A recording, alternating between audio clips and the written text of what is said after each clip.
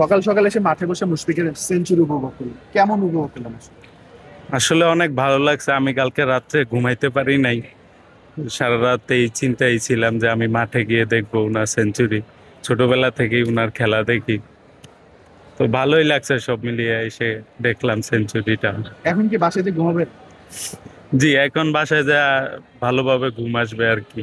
উপভোগ বলতে, যেহেতু বাংলাদেশের প্রথম মানে একজন প্লেয়ার যে সেঞ্চুরি, শততম ম্যাচ, ওই উপলক্ষে আবার ওই 100তম সেঞ্চুরি করছে, যার উপলক্ষে মানে কি বলবো, মানে খুবই সুন্দর উপভোগ করছি। তো সবচেয়ে বেশি ভালো লাগছে যেটা সকাল 7টা থেকে ঘুম থেকে উঠা, মানে তেজগাঁও থেকে আসছি, খুব কাছাকাছি ছিল। তো মানে খুব মানে একটা এক্সপিরিয়েন্স, মানে কি বলবো, মানে খুবই উপভোগ করছি। ভাই, শততম সেঞ্চুরিটা আপনার বলতে গেলে কি মানে 1-2 ওভার হয়তো টাইম নিছে।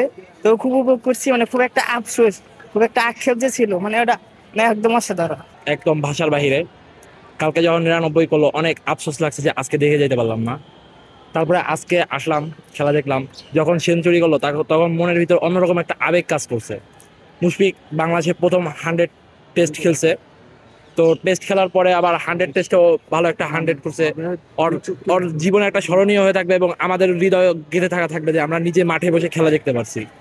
তো এটা বলে বোঝানো একদম আনবিলিভেবল, ভাষার বাহিরে। আমি চাইবো পরবর্তীতে কোনো প্লেয়ার শততম টেস্টটা খেলতে যেন আরো অনেক কম সময় নেয়, যাতে বাংলাদেশ আরো বেশি বেশি টেস্ট খেলে। এখানে মুশফিকের প্রায় অলমোস্ট 20 বছর লেগে গেছে শুধু 100টা টেস্ট খেলতেই।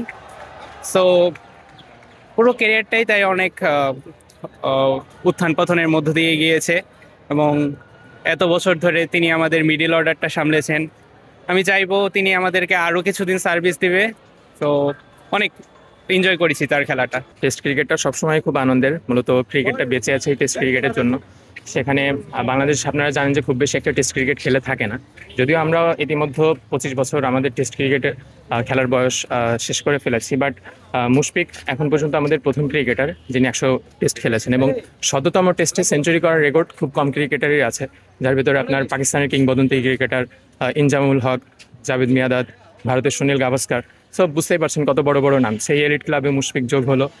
নিজ মানে মাঠে বসে এরকম স্মরণীয় একটা মুহূর্তের সাক্ষী হতে পারলাম, এটা খুব ভালো লাগছে।